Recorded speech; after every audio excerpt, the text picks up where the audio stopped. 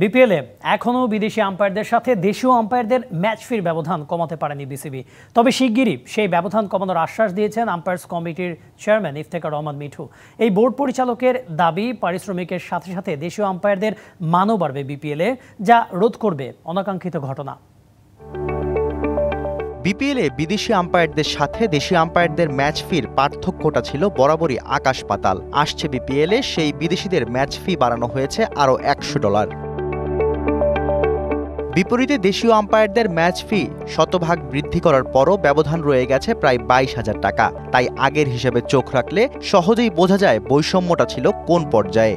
এবার ব্যবধান কমেছে প্রায় 75%। এভাবেই আম্পায়ারদের জন্য সুযোগ সুবিধা অব্যাহত রাখতে চায় বিসিবি।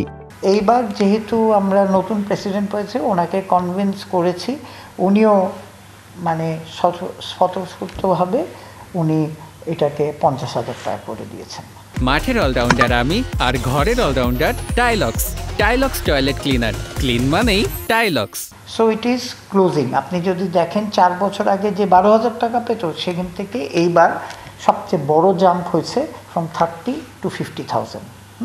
আর বিদেশিদেরটা 600 করা হয়েছে। মাসুদুর রহমান মুকুল, শরফুদ্দুল্লাহ সৈকতরা সময় পার করছে চরম ব্যস্ততায়। দেশের গণ্ডি ছাপিয়ে আন্তর্জাতিক টুর্নামেন্টেও দায়িত্ব পালন করছেন আম্পায়ার হিসেবে। আম্পায়ার্স কমিটির প্রধান বলছেন, শুধু ম্যাচ ফি নয়, আম্পায়ারদের মান বৃদ্ধির দিকেও নজর দিচ্ছে বিসিবি।